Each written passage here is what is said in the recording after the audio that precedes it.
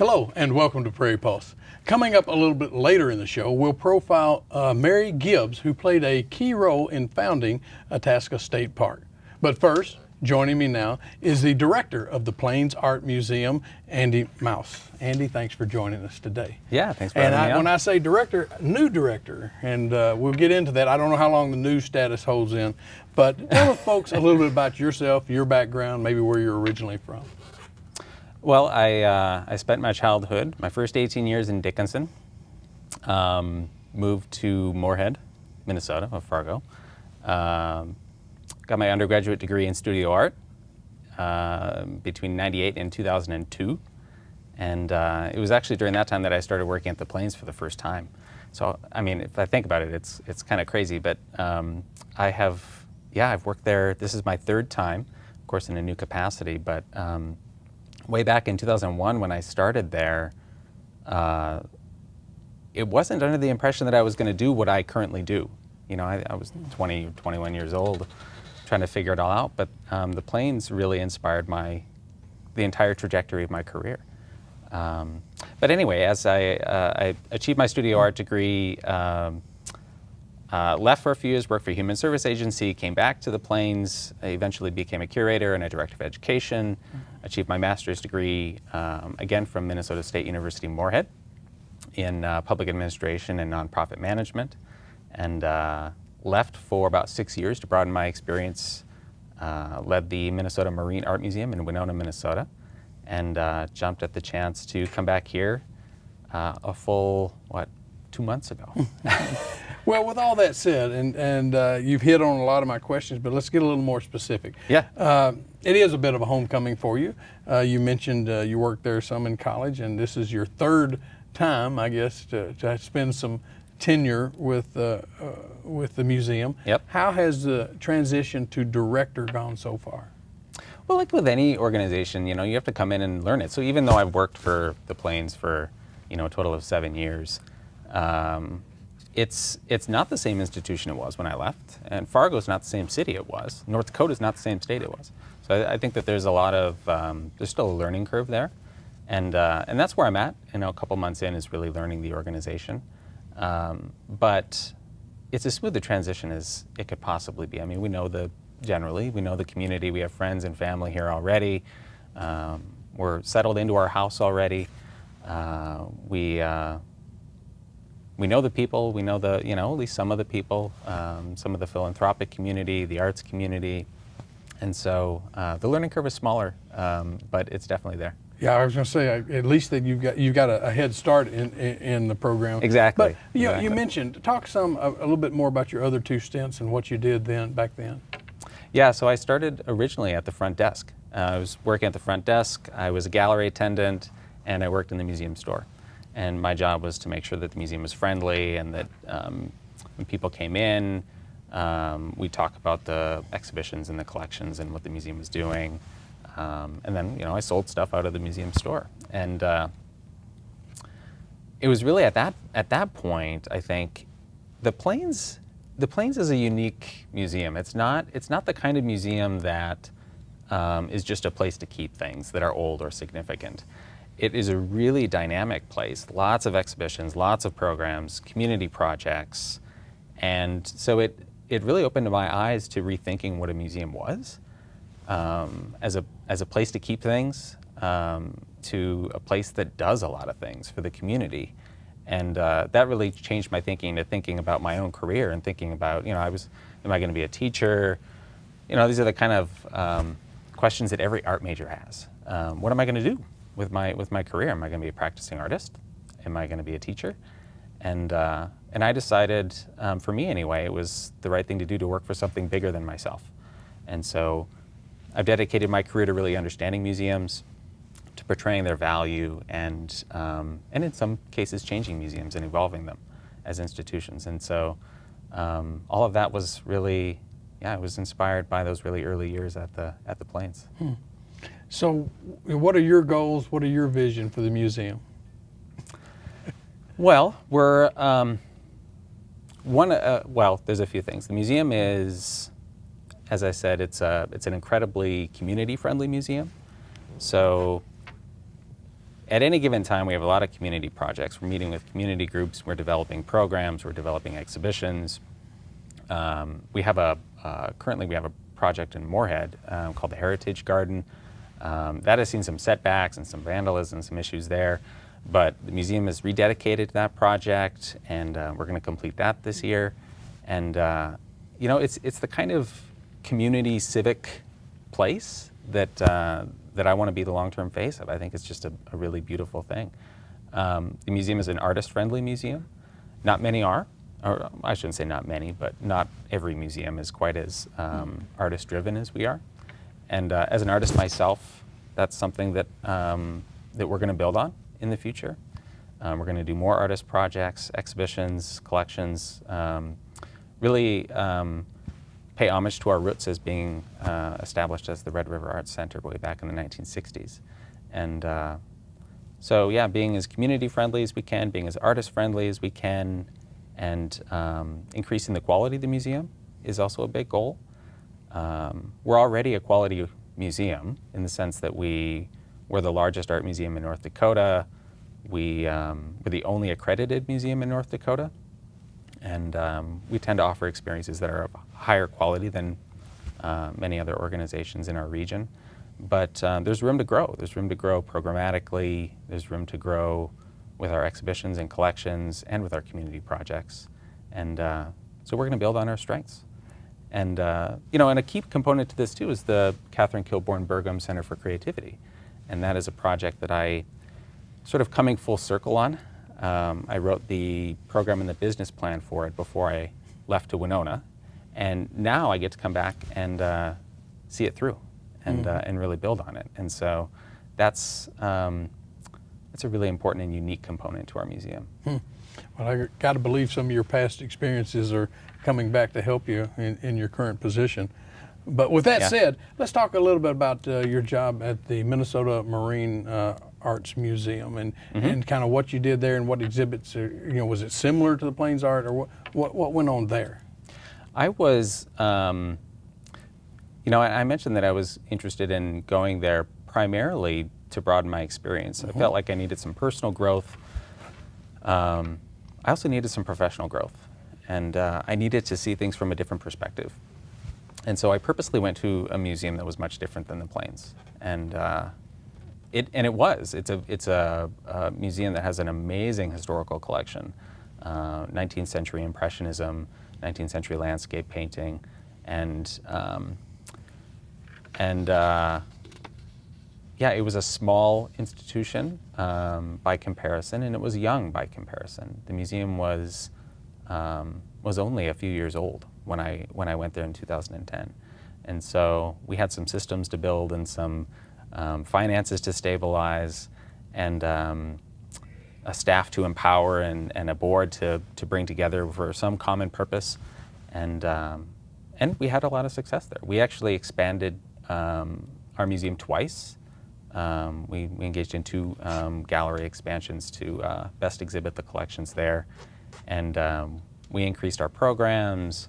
We started to do better and more frequent exhibitions, and we also shifted the public perception of the museum as being a place for an elite few to something that is much more widely accepted as an engaged part of the community, and it was a great experience. But I also, you know, I got to see things from a different perspective, and a very unique, very unique and different kind of art museum. With all that said, then, how did that prepare you for the position you're in now?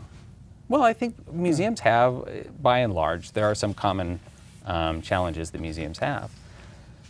For a city like ours, or I mean for a museum like ours, we have the same financial challenges that every museum across the country has, including the big ones. You know, the bigger the museums, the bigger the challenge. But it's a great opportunity, I think. The primary source of funding for art museums across the country is individual support. And of course, I was working with supporters in Winona, and I'm looking forward to working with our supporters here to really see what is possible. Because I think if Fargo-Moorhead is going to continue its positive trajectory, it's going to have to Mm-hmm. maximize its leverage of the arts and culture of this town. Okay. Well, let's talk about the Plains Art Museum a little bit. How many are employed there, and sort of how is the museum funded? You can answer maybe both of those together. Yeah. The museum has a little less than a $2 million budget annually. We have, I think, about 30 full-time equivalent staff. About 20 of those are full-time, and several part-time staff. And that covers everything from administration and accounting to curators of exhibition to several educators. We employ several teaching artists too, year-round, and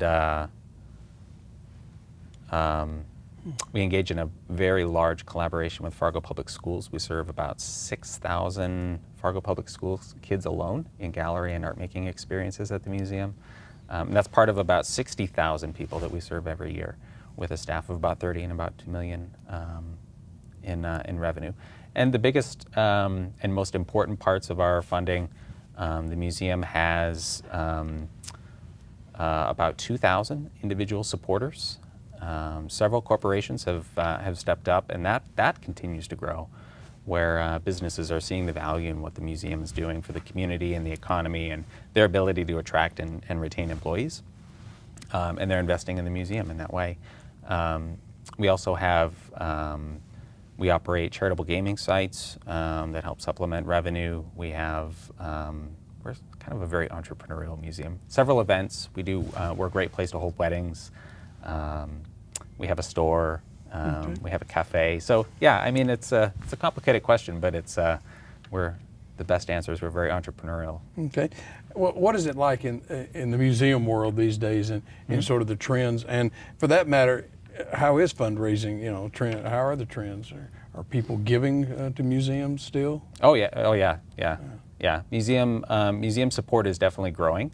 I think we have a big question. I think the question in museums right now is, are my generation, the Generation Xers, and the younger generation, the millennials, are they going to support art museums to the same degree as baby boomers? And that's a big question that we don't necessarily know the answer to. But to the extent that museums rely on major giving, absolutely we do. And so I think time will tell.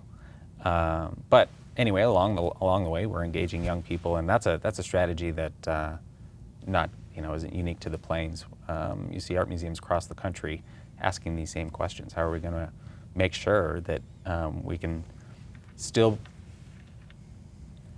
that our cities and that our states and our regions can continue to utilize what art museums have to offer as far as economy and quality of life.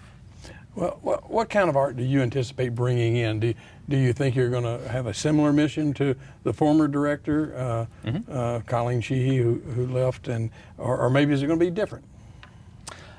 We're going to build on what makes us unique, and we're going to build on our strengths. And one of the ways that we're going to do that is we are going to assemble a curatorial team. We have several great curators on staff, and a very, very talented and dedicated staff, frankly. And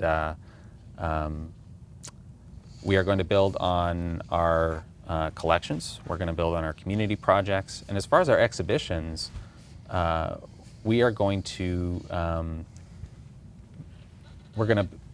it's a complicated question. One of the ways that we're going to build on that is through our Native American programs. We have a major initiative that is funded by the Margaret Cargill Foundation, and that is to support the creativity of Native American artists in our region, so from North Dakota, South Dakota, Minnesota, and Wisconsin. And when you have that kind of focus, what you have is a real opportunity, I think, to connect what you're doing with artist residencies and workshops and public programs with exhibitions and with collections. And the biggest question I have is, how can we create as meaningful of relationships as possible between these things, with what we're doing with the community, what we're doing with our collections, what we're doing with our exhibitions. How many meaningful connections can we make between all of these things, and build on them in the future? So we're going to continue to work with regional artists. We're going to build on the Native American programs, and we're going to continue to do as good of a, how do I want to put this? We're going to continue to learn of our and present our collections as best we can. So how do you find artists and exhibits to bring to the museum? It's that's also a complicated question, but I'll give you a complicated answer in a variety of ways. We have a very open orientation with the community, so what that means is that we actually accept artist proposals. Not all, actually very few museums do that, but we do. We do it from main gallery exhibitions to programs to everything. But we're also in the community, and we go to events, we go to gallery openings. We have, yeah, I think we're a very community active organization, and that makes it much easier because you kind of know what's going on. And in this case, our focus being regional allows us to visit arts events and conferences and gallery openings and to see what other institutions are doing within the region. And yeah, so it's twofold. You work with collectors, you work with other organizations, and we have this open orientation where we accept proposals. Okay. Well, I know you've got a big fundraiser coming up, your annual Spring Gala. We do. Would you like to tell us about that, when it is, and a little bit about that? Yeah, it's an important one this year. It's on May 7th, on Saturday, May 7th. It's what I can best describe as the art party of the year. It's not only a great party, but it's, I think, central to the community's arts community here.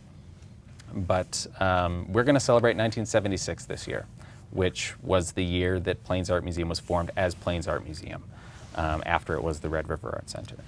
And so, yeah, we're going to celebrate 40 years of existence. It's our big sort of, celebration of 40 years. Raise a glass, put your dancing shoes on, and have some good food and some good cheer along the way. Yeah, well, Andy, we've only got a couple of minutes, but what about the facility? I mean, where is it? And tell us just a brief history then of the building you're in. We are in a very important historical marker within downtown Fargo. We moved there in the mid to late 90s, 97, I think, which I think was key as far as developing the Renaissance zone in Fargo. But at any rate, it's an old International Harvester building. It used to be a showcase for tractor equipment at the turn of the century. It's had several iterations over time. None as good as being Plains Art Museum, though. But like every historical building, there's pluses and minuses. The aesthetics of the building are amazing. It's well designed. It's beautiful. It's historical. But it's also old, and we have some upkeep. Well, I understand that. But so, what do you see as the biggest challenges moving forward? And is this your destination job? I hope it is my destination job. It's my hope and my intention to provide some long-term stable leadership for Plains Art Museum over a long period of time. And Fargo is I grew up in Dickinson, but Fargo is my home. And so I definitely hope that it is. Challenges, we have to work with our philanthropic community and really build on our strengths and see what's possible. It's more of an opportunity, I think, than a challenge. Well, finally, if people want more information or want to find out more about the museum, where can they go? Who can they contact? Plainsart.org. That's simple, huh? That's simple. Well, Andy, we wish you the best, and we look forward to seeing new exhibits soon. We'll be doing a lot of stuff. Thanks for joining us today. Thanks for having me on. Yes, sir. Stay tuned for more.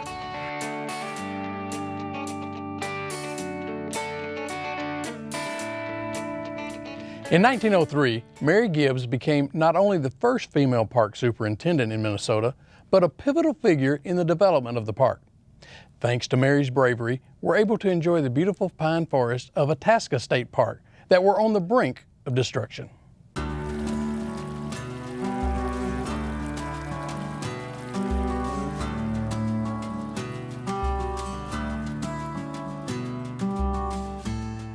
When we were developing the new center at the headwaters, there was no question who we were going to name it after. We were going to name it after Mary Gibbs because of the role that she had played. Even though it was a short moment, only 3 months in history, it was one that drew attention to the park.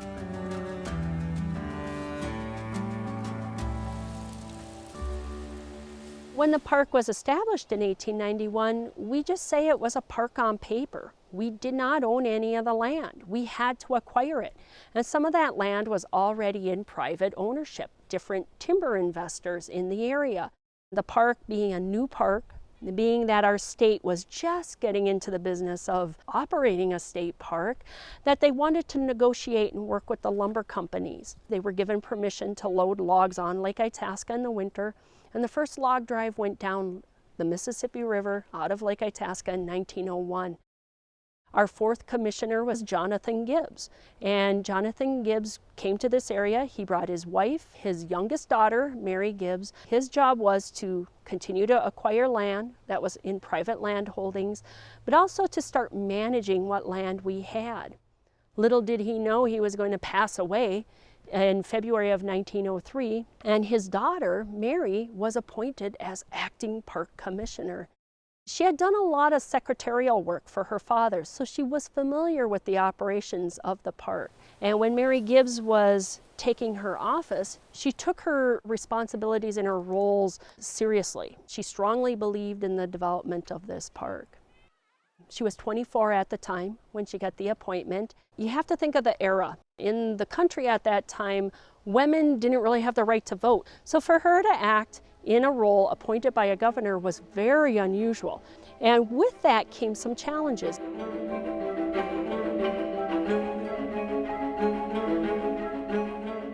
She was having to work with the lumber companies as they were getting ready to float their logs down. As she was trying to enforce the policy of not letting the water rise too high behind the dam, that they were building this head of water up to float logs, every time she went to the site to ask them to open the dam, they would say, yep, sure, and they'd open up the dam, let some water out. By the time she'd get to her office, they'd close it and it would keep building up. And she kept writing the Attorney General saying, do I have authority to do this? And she was getting very frustrated. It blew up at the dam, so to speak. The water head was getting too high. It was 3 feet above flood stage.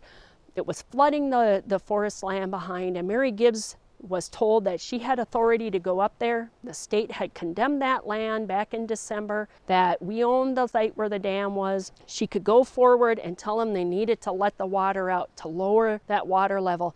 She walked up to that site with Martin Heinzelman, who was a constable in the area. They're going to tell him, open these gates, you're breaking the contract. And the foreman, Wolf, he looks at them, points his gun at them and says, if anybody puts their hand on that lever, I'm going to shoot it off. Martin Heinzelman, fearing for his life and Mary's life, returns the papers to Mary and said, I can't serve these. Well, Mary Gibbs walked up to that lever holding those papers. She put her hand on the lever and she said, I will too put my hand on this lever and you'll not shoot it off either. But Mary Gibbs was interviewed in the 1950s. She said, now in hindsight, I realize that was rather foolish. I could have been shot. The very next day, Mary Gibbs was served with papers. She was forbidden to be in the area because in those court documents it was said that she and Martin Heinzelman were the ones who were shooting off their guns and threatening the lives of the men at the site. She wrote a letter to the Attorney General and said no such thing happened. Heinzelman attested to it. Other homesteaders in the area who were nearby attested that she didn't have a gun, that she did not do this. But by the time the St. Paul and the Attorney General could send any help her way, by the time they arrived at Itasca, all the logs were gone. The water had gone down and there wasn't an issue. So poor Mary, in her frustration because she felt she wasn't getting support, she turned down the appointment. Her family didn't know that part of her history. She was a woman who believed the past is the past and you just move on. And when our building, the Mary Gibbs Center, was dedicated, it's the first time any of the Gibbs family came back to Itasca. And so they were very honored when they came and saw their grandmother's name on that building, and for them to actually walk up and see the Mississippi River and see the vast pine forest that she had helped to protect and set aside, that they were very touched to know that their grandmother in 1903 helped play a part in establishing and helping to preserve the pine forests of Itasca.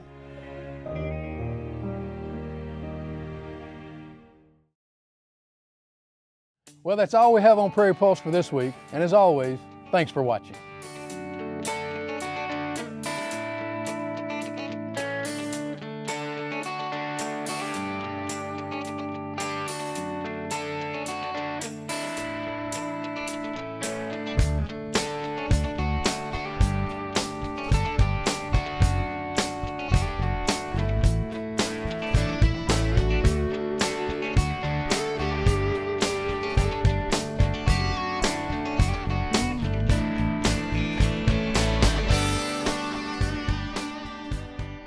Funding for Minnesota Legacy programs are provided by a grant from the Minnesota Arts and Cultural Heritage Fund, with money from the vote of the people of Minnesota on November 4th, 2008, and by the members of Prairie Public.